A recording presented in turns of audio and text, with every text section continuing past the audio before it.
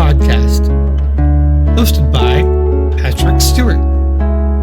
Episode 23, My Relationship with Christianity and Why I Quit, Revisited.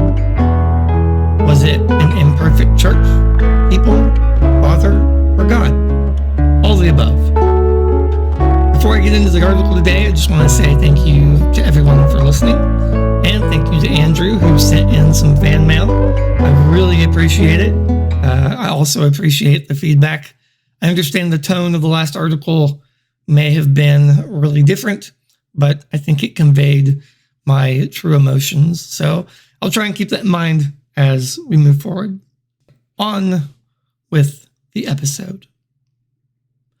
Greetings, dear readers. I think I've made a mistake. 2 years ago, I imported all of my articles from another website, the Substack. On one hand, it allowed me to start with a giant body of work. On the other hand, importing over 100 articles at once buried essential stories. That's why today I want to revisit my relationship with Christianity. It's been rocky at best and emotionally destructive at worst. I've spent countless hours in tears due to different churches, people, and arbitrary rules placed upon me. The article was one of the first I ever wrote online, and in my opinion, one of the most personal and powerful stories of my life. I didn't write to offend, only to tell my 35-year journey with a faith and religion I no longer subscribe to. For those Christians about to read this or listen to it, I don't hate or dislike any of you for any reason. There are great ideas and beliefs in Christianity, but I've had to move away from them due to everything else that happened. There's more to the story than in this article. In fact, there's a part 2 I'd like to revisit soon, and also, for those listening, a part 3. If you're struggling due to your beliefs or feeling like you don't belong, please message me. I may not know you yet, but I'm always willing to listen. So, let's get started. For most of my life, I was raised in the Southern Baptist Church, where my father worked. Growing up Christian in Texas was a revealing yet painful experience. Even from a young age, I knew I wasn't like the other kids. We never seemed to attend the same school, so I never had much to discuss. The sermons were long and boring, and I usually fell asleep in the pew. The sermons I remember the most were "You're going to hell" and "Gays are running the country," and then also going to hell. Those didn't make me mad, but I did feel bored. It wasn't all bad, though. The church choir would flip their robes over whenever the Dallas Cowboys were in the Super Bowl to show their support, and we were dismissed a little earlier than normal. That way, we could go watch the pregame. My father also worked there until I was 16. Everyone thought he was awesome. Surprisingly, the moms thought he was great, but more on my father later. By the time we reached middle school, my church friends and I would walk door to door and witness to neighbors, telling them about our faith and asking them to attend our church. Keep in mind it was the 90s, so most of the neighborhoods were relatively safe back then around my hometown. I was naturally devout, but something kept creeping into the church that I couldn't ignore: arrogance, hate, and bigotry.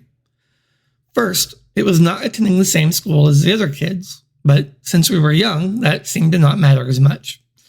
We were simply children and would play well enough. By our teen years, however, we attended rival schools.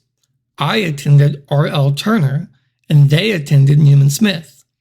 We only saw each other twice a week, Sundays and Wednesdays, and the more active we became in extracurricular activities, the more different our lives seemed to become. Despite growing up next to the same kids in church, I found it difficult to hold conversations now. At least, I thought I had the praise band. I started playing drums when I was 10. By 13, I was good enough to have helped form and join the youth praise and worship band. For a time, it was good. But one day, our youth pastor left to be a missionary in Mexico, and the new youth pastor came in. Unfortunately, he couldn't stop watching porn at work, so he was fired.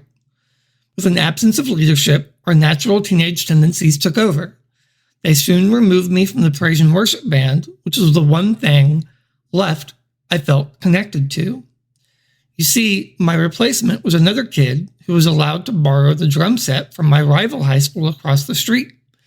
Instead of being allowed to stay with the kids I'd grown up with and had been in band with for 2 years, they shuffled me off to the middle schooler's room to play bongos, despite me not being in middle school or knowing any of them. With no communication occurring between the others and me, no praise band, and being left to my own for everything else that was God-related, I stopped going. The last time I attended a Wednesday night service, they had moved it to Newman Smith High School with lights and a sound system. And wouldn't you know it, I wasn't invited to play because I wasn't in that praise and worship band anymore. Being totally ostracized with no friends and feeling very unwelcome, I gave up on the church I had spent nearly 16 years attending. I was lonely, made to feel like shit, left out of events and meetings, and couldn't take it anymore. As for my dad's job at the church, well, that ended around the same time, after my mother finally convinced him to stop sleeping with the other women at the church. The pastor had been no help in that matter either. This was strike one. After my mom bounced me around a few new churches for a year or two, I was off to college, and I started to attend another Baptist church in Denton, Texas. Only this time, I had almost immediately begun to be ignored by the people I thought were my friends. One girl in particular, Marcy, was a terrible person.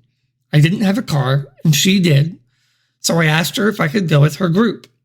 Marcy was one of the first friends in college, and we were in the same friend circle in the dorm.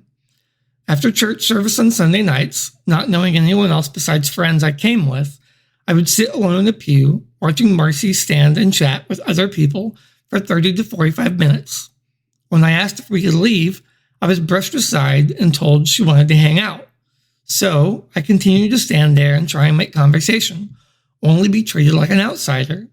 Finally, when we returned to the dorm, I asked Marcy if she could introduce me so that I could feel more welcome in the conversation.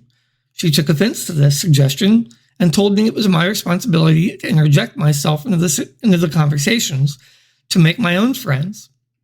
Not making any headway in the situation, I stopped going, as I knew I wasn't welcome in that circle. But that wasn't the last I would hear from Marcy in that church.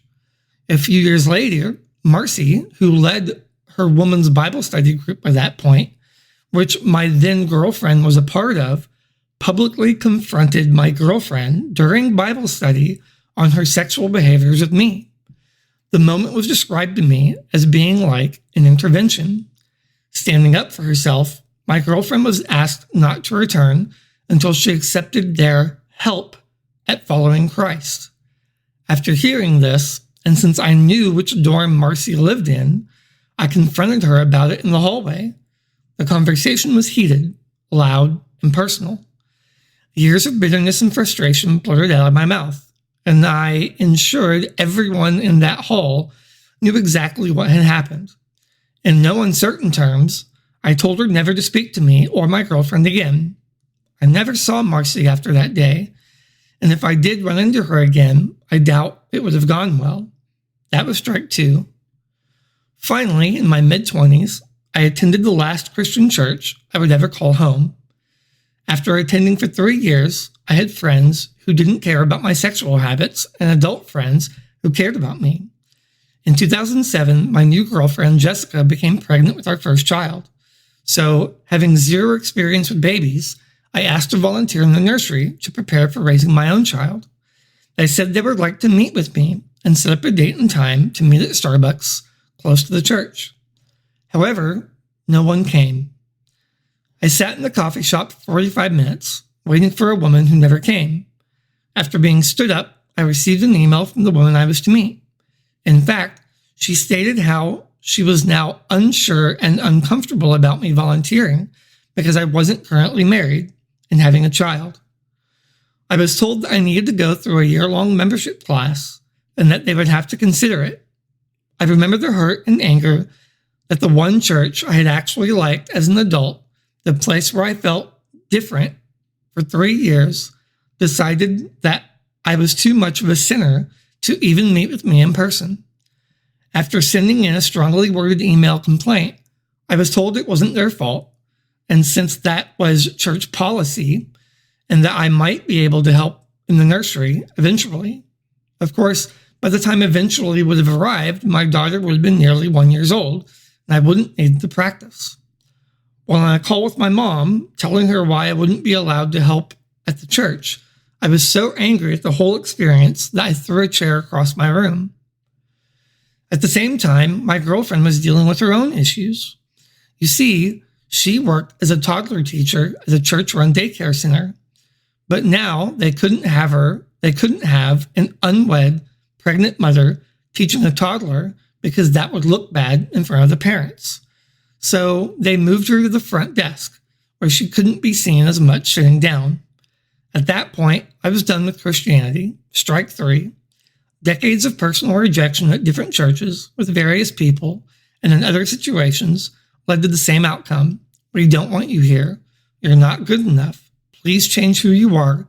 Get out or be ashamed of yourself. And while these stories are the big strikes, there are many little ones too.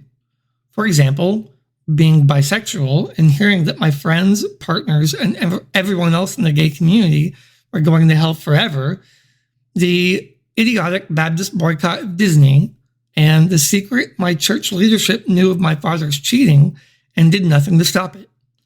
The list could go on for an entire book. The bigotry inside the doctrine, the hypocrisy from believers, and the personal pain the Christian faith gave me were enough to make me an atheist for 11 years. By that time, I would have my first child, marry, and then have 2 additional children. Typing the story out was difficult, as it took 2 days and brought back many negative emotions. However, as this story was unfolding, another was also in progress, the story of the boy and the yin-yang. You see, 2 journeys were occurring simultaneously. One journey led me away from Christianity, and another led me toward Taoism. This path was more peaceful, personal, and connecting than I encountered previously. I turned 40 3 years ago in October, and while I didn't know what will come in my future, I knew I will have overcome hardship, struggle, and persecution. Thank you all for reading. Just as a reminder, I don't paywall my podcast or any of my articles on Substack because I believe in the wisdom of the Tao and that should be made available to everyone. But if you want to help support me financially, please consider a paid subscription at thedaoistcorner.net, and that's Taoist with a T.